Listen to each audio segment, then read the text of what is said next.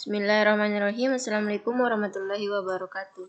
Perkenalkan, nama saya Haki Prawani, NIM 192904/2019. Di sini saya akan menjelaskan materi sistem terdistribusi tentang subjek basic system.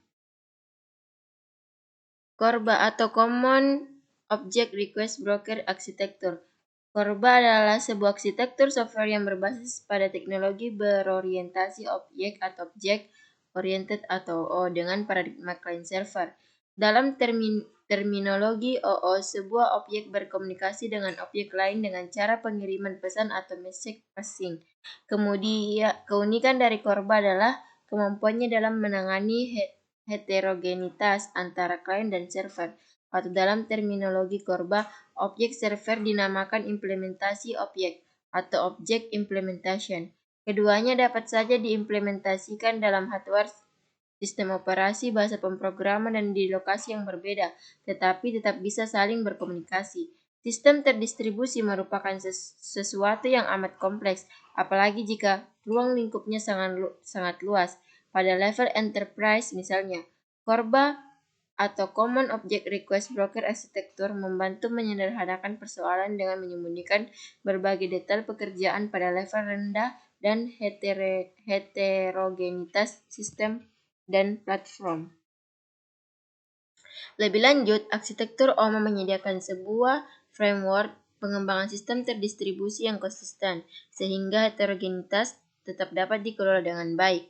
Dengan semakin banyaknya pemain teknologi informatika yang terjun ke dunia Korba, agaknya contoh ilustrasi di awal tulisan ini dalam waktu yang relatif tidak terlalu lama akan dapat direalisasikan. Korba di Linux. Dewasa ini cukup banyak perangkat pengembangan berbasis Korba yang dapat dijalankan di sistem operasi Linux.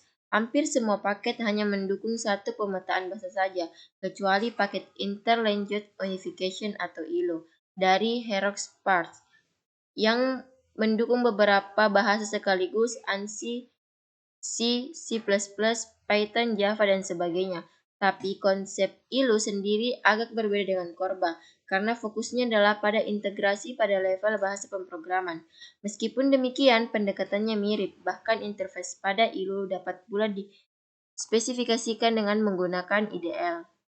Beberapa contoh perangkat pengembangan berbasis Korba yang berjalan di Linux antara lain Miko dari miko.org atau bahasa yang didukung C++, Snort dari DSTC Australia atau Python Jacob oleh Gerard Bros dari Free Universitas Berlin atau Java Omni ORB2 dari AT dan T atau C++, serta tak ketinggalan pula Orbit keluaran laboratorium riset Red Hat atau mendukung bahasa C yang dipakai dalam proyek GNOME.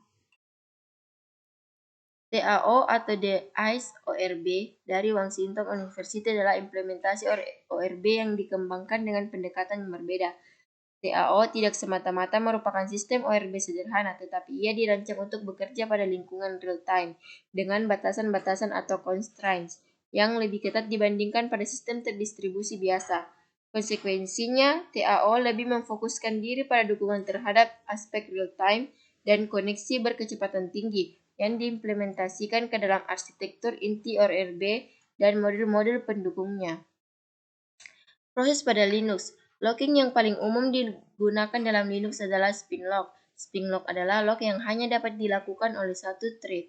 Ketika sebuah thread yang akan dijalankan meminta spin lock yang sedang digunakan, maka thread ini akan loops menunggu sampai spin lock tersebut selesai digunakan oleh thread yang sedang berjalan. Semafor dalam Linux adalah sleeping loops. Ketika sebuah thread meminta semafor yang sedang digunakan, maka semafor akan meletakkan thread tersebut dalam white queue dan menyebabkan thread tersebut masuk status sleep. Symmetrical Multiprocessing atau SMP mendukung adanya pengeksekusian secara paralel dua atau lebih thread oleh dua atau lebih prosesor.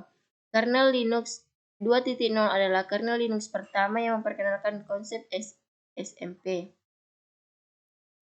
Itulah penjelasan saya, dan saya akhiri dengan ucapan Assalamualaikum warahmatullahi wabarakatuh.